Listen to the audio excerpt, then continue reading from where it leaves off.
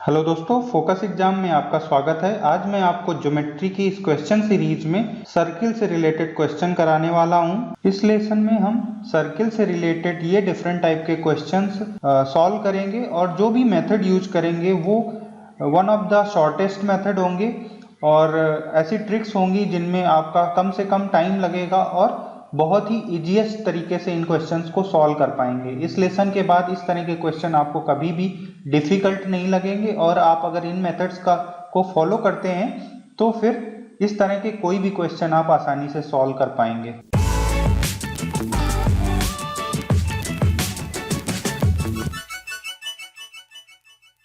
इस लेसन में भी हमने काफ़ी अच्छे क्वेश्चंस लिए हैं। क्वेश्चंस टीयर 2 लेवल के हैं और काफ़ी अच्छे क्वेश्चंस हैं। यहाँ पे हमारा मकसद होगा कि क्वेश्चन को कितने फास्ट और इजी तरीके से किया जाए। First question, if O is the circum centre of a triangle ABC lying inside the triangle then OBC plus BAC is equal to। ठीक है, तो क्वेश्चन में बहुत सारा डाटा नहीं दिया हुआ है। एक बात बोली गई है कि जो ट्रायंगल है सर्कम सेंटर उसका यहाँ पे इनसाइड लाई कर रहा है, अंदर लाई कर रहा है, जो कि यहाँ पे O दिया हुआ है। ठीक है, और इसके बाद कह रहा है कि ये सर्कम सेंटर है तो ये जो सर्किल दिख रहा है आपको वो सर्कम सर्किल हो जाएगा। इस तरह से हमें डायग्राम बनाना पड़ जाएगा और क्योंकि OBC एंगल की बात कर रहा है तो हमें इन दोनों को मिलाना पड़ेगा। BC और A ये ट्रायंगल है आपका, तो हमें मिलाना पड़ जाएगा OB और OC को। ठीक है, तो इतना हमें करना ही पड़ेगा। ये डायग्राम हम इस तरह से बना लेंगे। अब इस क्वेश्चन में कह रहा है कि कौन सा एंगल OBC कौन सा एंगल है, तो OBC को पहले हम हाईलाइट कर लेंगे। OBC ये हमारा एंगल है। ठीक है, और दूसरा एंगल BAC मतलब A एंगल, तो इन दोनों का सम हमसे पूछ रहा है तो हमको कैसे करना है। ठीक है, बहुत सिंपल सा क्वेश्चन है। हम क्या करेंगे कि यहाँ पे इस एंगल को थीटा मान लेंगे। ठीक है, तो क्योंकि ये रेडियस है, सर्कम सर्किल है, ये भी रेडियस है, तो ये दोनों एंगल थीटा हो जाएंगे। ठीक है, दोनों एंगल थीटा हो गए तो हमारा ये जो सेंटर पे बना एंगल है वो कितना हो जाएगा 180 माइनस 2 थीटा। ठीक है, आराम से हो जाएगा क्योंकि टोटल 180 होता है तो 2 थीटा उसमें माइनस कर देंगे तो 180 माइनस 2 थीटा हो जाएगा। अब हमें पता है सर्किल में कि जो सेंटर पे एंगल बनता है और सर्कमफ्रेंस पे एंगल बनता है तो सर्कमफ्रेंस वाला एंगल हाफ होता है, तो हम इसी को हाफ कर देंगे, बाई 2 कर देंगे, तो यहाँ से कितना आ जाएगा 90 माइनस थीटा। तो हमारा यहाँ पे जो सर्कमफ्रेंस का एंगल होगा वो 90 माइनस थीटा आ जाएगा। ठीक है, अब आपको क्या निकालना था, एंगल OBC। ठीक है, OBC की वैल्यू यहाँ से कितनी थी, हमने थीटा माना था और प्लस हमें A एंगल की वैल्यू हमने निकाल ली है, वो है 90 माइनस थीटा। ठीक है, तो यहाँ पे बस हम क्या करेंगे, इन दोनों को ऐड कर देंगे, तो यहाँ से थीटा थीटा कैंसिल आउट हो जाएगा और आपका आंसर क्या आ जाएगा 90 डिग्री। तो ऑप्शन 1 विल बी करेक्ट। तो ये टीयर 2 लेवल का क्वेश्चन था। आप इतनी इजिली से ऐसे क्वेश्चन अगर कर पाते हैं तो it will be very good. अगला question, a chord of a circle is equal to its radius. तो क्या कह रहा है कि जो आपकी जीवा है वो आपके त्रिज्या के बराबर है, रेडियस के बराबर है। कॉर्ड आपकी रेडियस के बराबर है। ठीक है, बस इतना सा दिया हुआ है, the angle subtended by this chord at point on the circumference. तो पूछ रहा है कि ये जो कॉर्ड है आपकी, इसके द्वारा जो सर्कमफ्रेंस पे एंगल सबटेंड होगा उसकी वैल्यू कैलकुलेट करनी है। तो इस एंगल की वैल्यू कैलकुलेट करनी है, काफी सिंपल है। ठीक है, तो इसको R इन्होंने दे दिया है त्रिज्या के बराबर, तो हम और त्रिज्या और एक एक बना लेंगे। ठीक है, तो इससे एक ये ट्रायंगल बन जाता है, ये दोनों त्रिज्या हो गई, ये भी त्रिज्या हो गई। तो अगर तीनों साइड किसी ट्रायंगल में बराबर हैं तो उनका एंगल की वैल्यू कितनी हो जाएगी 60 डिग्री हो जाएगी, क्योंकि ये एक तरह से क्या हो जाएगा इक्विलैटरल ट्रायंगल हो जाएगा। ठीक है, समबाहु त्रिभुज हो जाएगा, सारी भुजाएं बराबर हैं तो समबाहु त्रिभुज में हर एंगल 60 डिग्री होता है। ठीक है, अपना रूल लगाएंगे जो कि सर्किल का रूल है कि सेंटर पे जो बना एंगल होता है और परिधि पे बना एंगल होता है वो हाफ होता है सेंटर का, तो यहाँ से 60/2 आ जाएगा और ये आंसर क्या आ जाएगा 30 डिग्री। तो ये आपका आंसर हो जाएगा 30 degree. Option 3 will be correct. Let the two chords AB AC of the larger circle touch each other, the smaller circle having same centre at X and Y, then XY की value आपको calculate करनी है। ठीक है, तो अच्छा question है, इसमें कई सारे कॉन्सेप्ट यूज होंगे। तो इसमें क्या कह रहा है कि दो कॉर्ड हैं आपकी AB। ठीक है, तो AB बना लिया हमने और AC कह रहा है, तो ये दो कॉर्ड हो गई। अब इसके बाद कह रहा है कि ये जो AB और AC हैं स्मॉलर सर्किल को टच कर रही हैं और एक्स और वाई पॉइंट पे टच कर रही है, ठीक है, एक्स और पॉइंट मार्क कर लिए यहाँ पे। और इसके बाद एक्स वाई को कह रहा है कि एक्स वाई की वैल्यू कैलकुलेट करनी है, तो एक्स वाई को यहाँ पे डॉट डॉट से मिला देते हैं। और अब क्वेश्चन को कैसे करना है, ठीक है, बहुत सिंपल सा क्वेश्चन है, यहाँ पे कई सारे कॉन्सेप्ट लगेंगे। तो सबसे पहले हम क्या करेंगे कि यहाँ से सेंटर से इसको मिलाएंगे, सेंटर से ये रेडियस हो जाएगी स्मॉलर सर्किल की। तो हमें पता है कि रेडियस जो स्मॉलर सर्किल की होती है वो टेंजेंट पे परपेंडिकुलर होती है, 90 डिग्री होती है। और क्योंकि ये एक तरह से कॉर्ड है बड़े वाले सर्किल की, और बड़े वाले सर्किल का ये भी सेंटर है, तो सेंटर से अगर हम किसी लाइन पे परपेंडिकुलर खींचें, कॉर्ड पे परपेंडिकुलर खींचे, तो वो क्या करती है, इसको आपस में बाइसेक्ट करती है। तो x पॉइंट क्या हो जाएगा, वो मिड पॉइंट हो जाएगा ए बी का। तो यहाँ से क्या हो जाएगा, ए एक्स की वैल्यू हो जाएगी बी एक्स के, ठीक है। इसी तरह से सेम सिनेरियो होगा जब हम इधर मिलाएंगे रेडियस को, सेम सिनेरियो आपकी AC लाइन पे भी होगा। तो y पॉइंट आपका मिड पॉइंट हो जाएगा AC का, तो यहाँ से AY इक्वल टू हो जाएगा CY, ठीक है। तो ये चीज समझ में आ गई कि x और y मिड पॉइंट है। तो अब आपको पता है कि ट्रायंगल के केस में क्या होता था कि कोई भी लाइन जो कि मिड पॉइंट्स को मिलाती थी तो वो नीचे वाली लाइन के पैरेलल भी होती थी, और साथ साथ में क्या होती थी, उसकी लेंथ की हाफ होती थी। तो यहां से हम अगर एक्स वाई की वैल्यू कैलकुलेट करें तो वो क्या हो जाएगी, BC/2। तो यहां से ऑप्शन 2 विल बी करेक्ट, अपना आंसर आ जाता है। तो बस यहाँ पे ध्यान क्या रखना है कि कई सारे कॉन्सेप्ट यूज किए हैं और लिखना कुछ नहीं पड़ा, जैसे ही हमें ये मिड पॉइंट दिखे हम आंसर तुरंत मार्क कर सकते थे। In the given diagram and in circle DEF is circumscribed by the right angle triangle, ठीक है। तो ट्रायंगल जो दिया हुआ है वो राइट एंगल दिया है, in which AF equal to 6 centimetre and EC equal to 15 centimetre, then find the difference between CD and BD, ठीक है। तो यहाँ पे क्या कह रहा है कि जो आपका ट्रायंगल है वो 90 डिग्री वाला है, राइट एंगल्ड है, समकोण है, तो ये एंगल 90 डिग्री हो जाएगा आपका, ठीक है, A। अब इसके बाद क्या कह रहा है कि आपको कुछ वैल्यूज दी हुई है, AF की वैल्यू 6 दी हुई है, और इसके बाद EC की वैल्यू 15 सेंटीमीटर दी हुई है। तो EC की वैल्यू, तो ये वाली आपकी 15 सेंटीमीटर हो जाती है, ठीक है। अब आगे बात करते हैं कि इसको सॉल्व कैसे करना है। तो बहुत सिंपल सा तरीका है, हम यहाँ पे क्या यूज करेंगे, टेंजेंट की प्रॉपर्टी। टेंजेंट की प्रॉपर्टी होती है किसी एक्सटर्नल पॉइंट से अगर हम टेंजेंट खींचते हैं तो वो आपस में बराबर होती हैं। तो हम अगर E और F पॉइंट को देखें तो ये क्या है, टेंजेंट पॉइंट है, ये कांटेक्ट पॉइंट है। तो इन पे टेंजेंट है और A से डाली गई है, तो ये टेंजेंट आपस में बराबर होंगी। तो अगर E यहाँ पे F A की वैल्यू अगर 6 सेंटीमीटर दी हुई है AF की, तो ये भी AE की वैल्यू भी 6 सेंटीमीटर हो जाएगी। इसी तरह से EC की वैल्यू 15 सेंटीमीटर है, तो ये CD की वैल्यू भी 15 सेंटीमीटर हो जाएगी। इतना यहाँ पे समझ में आता है, ठीक है। अब हमें कैलकुलेट करना है BD कैलकुलेट कर लें तभी तो हम डिफरेंस निकाल पाएंगे। तो इसको कुछ x मान लेते हैं, तो इधर की भी ये x हो जाएगी क्योंकि ये दोनों टेंजेंट हो गई, B पॉइंट से डाली गई, ठीक है।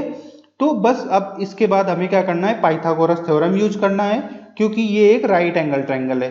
तो हम क्या करेंगे, पाइथागोरस थ्योरम में क्या होता है, x प्लस 6 का होल स्क्वायर, क्योंकि ये क्या है, लंब का स्क्वायर, प्लस 6 प्लस 15 कितना होता है, 21 का स्क्वायर, ये आपका आधार का स्क्वायर हो गया, और इसको हम बराबर कर देंगे हाइपोटेन्यूज के स्क्वायर के बराबर, x प्लस 15 का होल स्क्वायर। इसमें कैलकुलेशन ज्यादा बड़ा नहीं होने वाला क्योंकि x स्क्वायर तो कट जाएगा, ठीक है। इसको ओपन कर लेते हैं, x square plus 12 x plus 36 plus 441 होता है ये, ठीक है।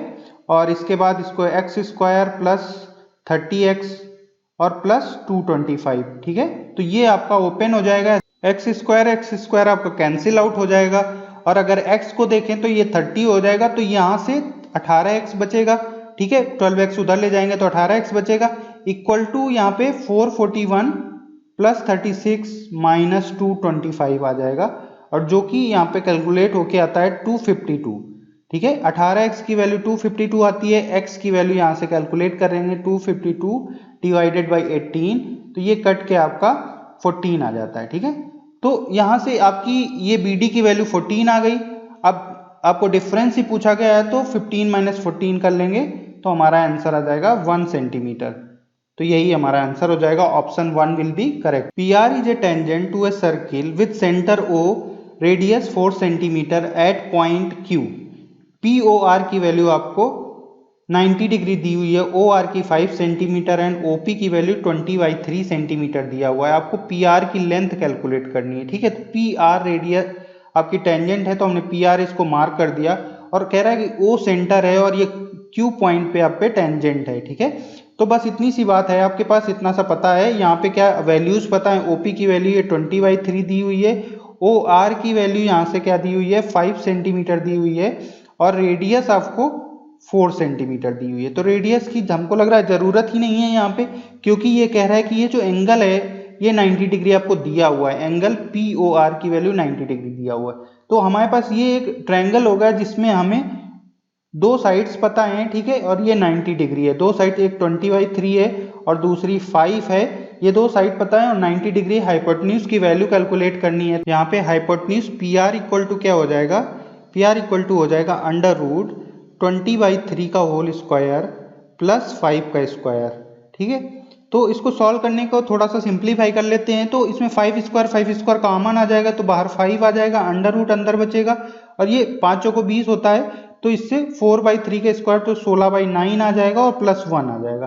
तो ये फिर से कैलकुलेट होगा, तो 5 और अंडर रूट में क्या बचेगा 25/9, तो ये कैलकुलेट होके 5 × 5/3, तो हमारा answer P R equal to 25/3 answer आ जाता है। ठीक है, तो ऑप्शन कौन सा करेक्ट होगा, option 4 will be correct. Next question, ABC is a cyclic triangle. ठीक है, साइक्लिक ट्रायंगल का मतलब इसके चारों ओर सर्किल बना हुआ है, इसके तीनों पॉइंट सर्कल पे लाई कर रहे हैं। ठीक है, साइकिल या सर्कल पे लाई कर रहे हैं, and the bisector of BAC, ABC and BCA angle meet circle at PQR respectively. क्या कह रहा है कि जो एंगल ABC हैं इनके बाइसेक्टर्स आपस में आगे जाके सर्किल को PQR पे रिस्पेक्टिवली मीट कर रहे हैं। आपको RQP की वैल्यू कैलकुलेट करना है, तो डायग्राम बनाना पड़ेगा आपको, सिंपल सा डायग्राम बनेगा ये इस तरह से, वो बनाने में कोई डिफिकल्टी नहीं है। ABC आपने ट्रायंगल बनाया, तीनों पॉइंट आपके सर्किल पे लाई कर रहे हैं, फिर इनके सारे बाइसेक्टर खींचे,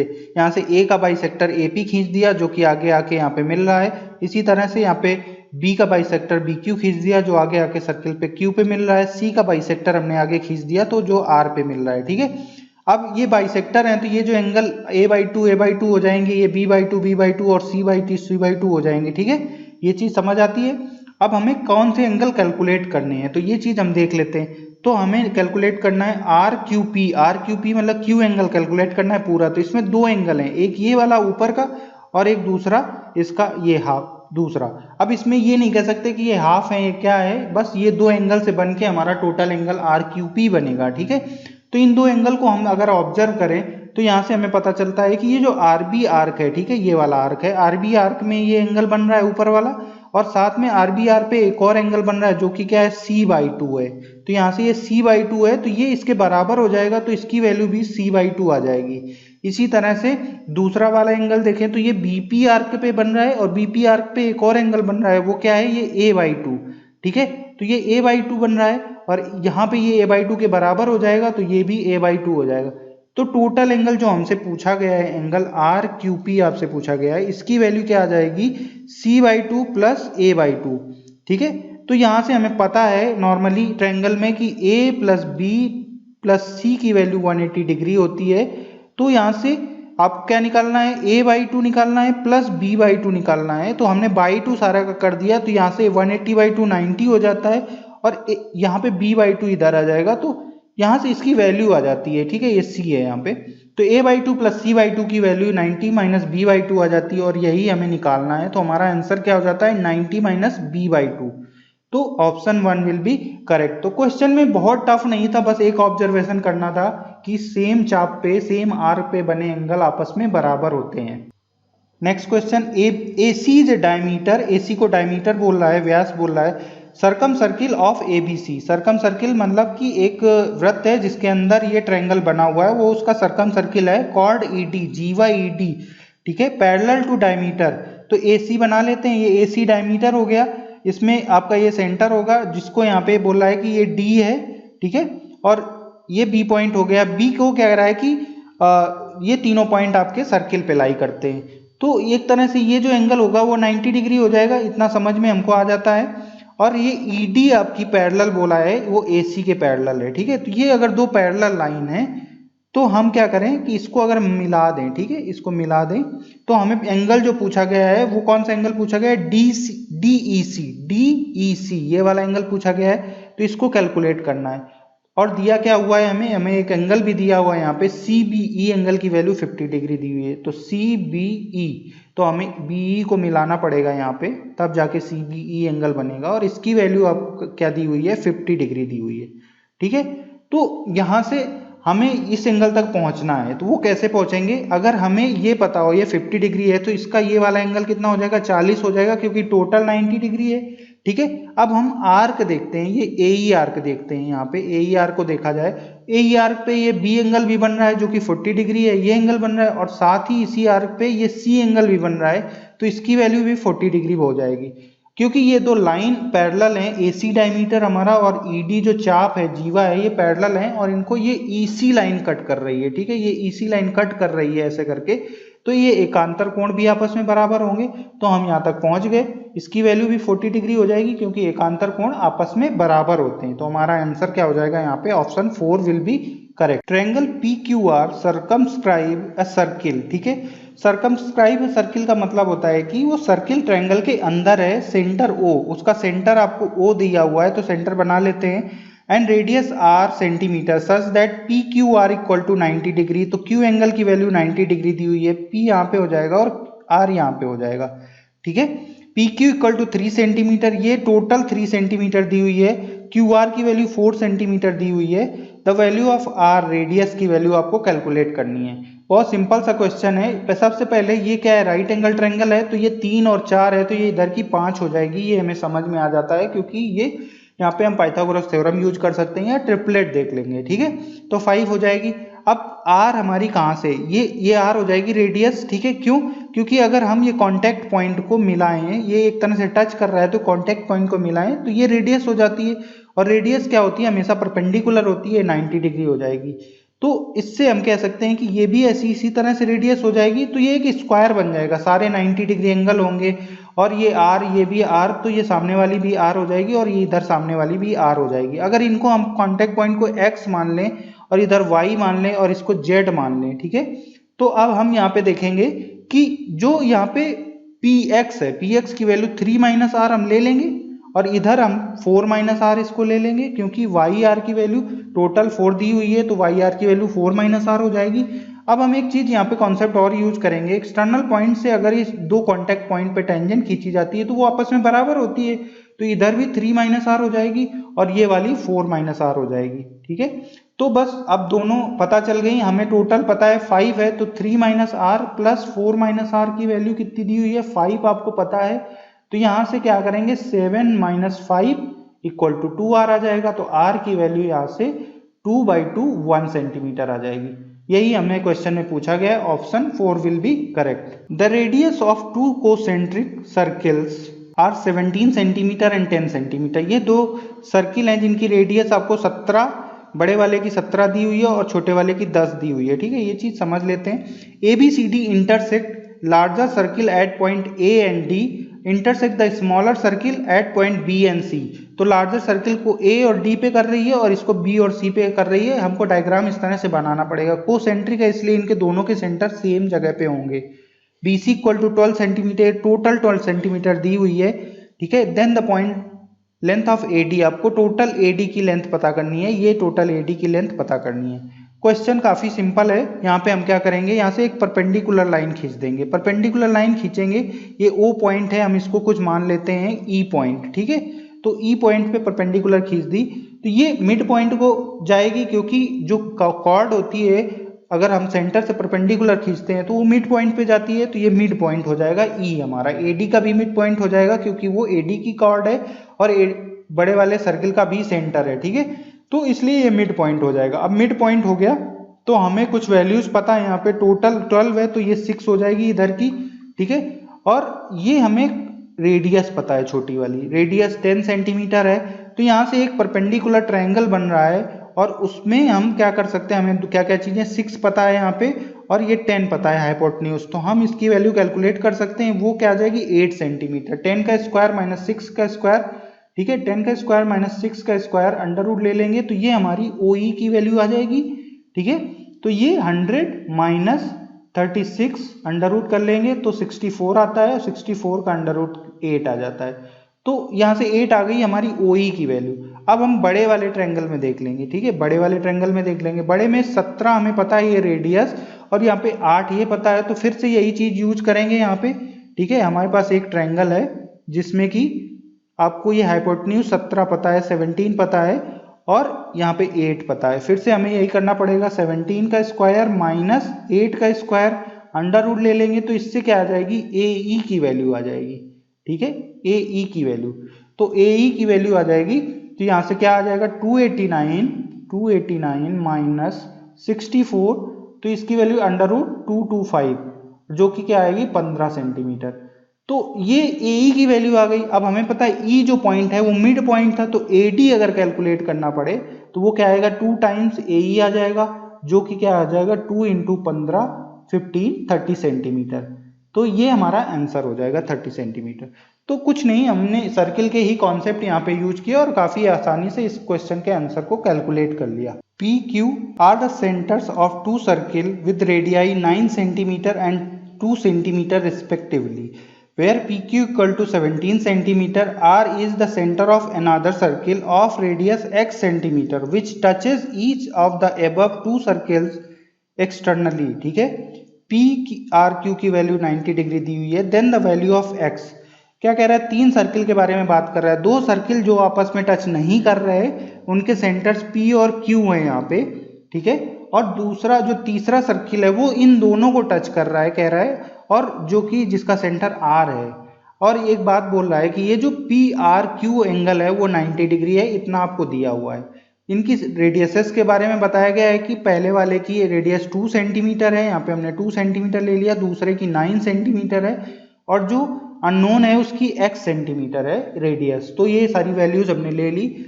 अब हमें कुछ नहीं करना है, सिर्फ पाइथागोरस थ्योरम का यूज करना है, क्योंकि ये आपस में टच कर रहे हैं, तो ये एक तरह से ये टोटल लाइन हो जाएगी और इसकी वैल्यू x+2 हो जाएगी, ठीक है, और इधर इसकी वैल्यू x+9 हो जाएगी, और बीच में 90 डिग्री का एंगल बना हुआ है। तो हमें हाइपोटेन्यूज निकालनी है जो कि PQ है। जब हम PQ की वैल्यू कैलकुलेट करेंगे तब जाके हम x की वैल्यू कैलकुलेट कर पाएंगे, ठीक है। तो PQ हमें दिया भी हुआ है, तो उसको इक्वेट कर देंगे। तो वो कैसे करेंगे, x+2 का होल स्क्वायर प्लस 9 का होल स्क्वायर, इन दोनों का होल स्क्वायर का सम इक्वल टू PQ का स्क्वायर। तो PQ का स्क्वायर 17 दिया हुआ है, 17 का स्क्वायर कर देंगे। तो यहाँ से हम बस क्या करेंगे, इस तरह की क्वाड्रेटिक इक्वेशन बन जाएगी। क्वाड्रेटिक इक्वेशन को सॉल्व करना पड़ेगा और जिससे हमारा आंसर आ पाएगा, ठीक है। तो बट ऐसे क्वेश्चंस में जहाँ पे क्वाड्रेटिक इक्वेशन बनने के चांसेस होते हैं तो हम उसको सॉल्व नहीं करते हैं, हम ऑप्शन को चेक करके देख लेते हैं, ठीक है। तो ऑप्शन अगर देखें हम, तो 4 अगर ऑप्शन पुट करके देखें तो ये 4+2 6 हो जाएगा, और ये 4+9 13 होगा, और ये 17 का स्क्वायर। तो ये इस तरह का ट्रिपलेट होता है, नहीं होता है, बिल्कुल भी नहीं होता है। अगर हमें ट्रिपलेट याद रहते तो अच्छी बात है, नहीं याद रहते तो फिर भी हम देख लेंगे। ये 289 होता है, ठीक है, और ये 169 होता है, और ये 36 होता है। तो इनको दोनों को सम करेंगे, 9 6 15 5 आएगा लास्ट में यूनिट डिजिट में, इसमें 9 आ रहा है, तो ये तो हो ही नहीं सकता ऑप्शन, ठीक है। तो ये हमारा ऑप्शन नहीं हो सकता है। अब अगला चेक करेंगे 6, तो 6+2 8 हो जाएगा, 8 का स्क्वायर प्लस 9 और 6 कितना होता है 15 6 9 15 हो जाएगा, इसका स्क्वायर प्लस 17 का स्क्वायर, ये इधर है। अब ये करके देखते हैं, ठीक है। तो ये 64 होता है और ये 225 होता है। अगर ये 5 और 4 9 ये तो आ रहा है, ठीक है, और 289 यहाँ पे आ रहा है। अगर ऐड करें तो यही हमारा आंसर हो जाएगा। तो इस तरह के क्वेश्चन में हम ये सॉल्व नहीं करते हैं। और अगर हमें ट्रिपलेट याद रहते हैं, नॉर्मली ये तो कॉमन ट्रिपलेट्स हैं जो कि काफ़ी फेमस हैं, इनको याद कर लेना चाहिए। इनको याद करने से हम काफ़ी कैलकुलेशन अपना बचा पाते हैं, ठीक है।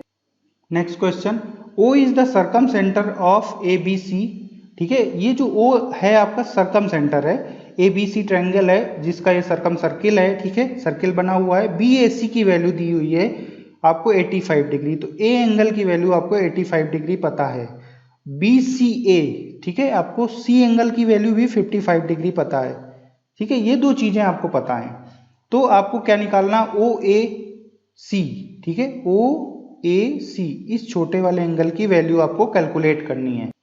तो सर्कम सर्किल के केस में हम ज़्यादा कुछ कह नहीं सकते कि ये जो जो बी पॉइंट को ओ से मिलाया है तो ये कुछ यहाँ से कुछ रिफर कर सकते हैं, तो ऐसा कुछ हम नहीं कह सकते। तो हम यहाँ पे क्या मेथड यूज करेंगे कि ए का दुगुना यहाँ पे सेंटर पे बनेगा, तो 85 का दुगुना हम इसको कर देंगे, ठीक है, तो 170 आ जाएगा इसकी वैल्यू। इसी तरह से 55 का डबल कर देंगे तो ये इधर वाले एंगल की वैल्यू आ जाएगी आपकी 110, ठीक है। तो ये इतना तो हमें कैलकुलेट पता चल गया।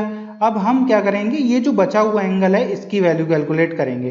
तो टोटल हमारा 360 सेंटर पे बनता है, 360 में हम इनको माइनस करेंगे तो 180 और प्लस 100 280 हो जाएगा, ठीक है। इसको जब माइनस करेंगे तो यहाँ पे कितना आ जाएगा, 80 आ जाएगा, ठीक है। तो इसकी वैल्यू हमारी 80 डिग्री आ जाती है, ठीक है।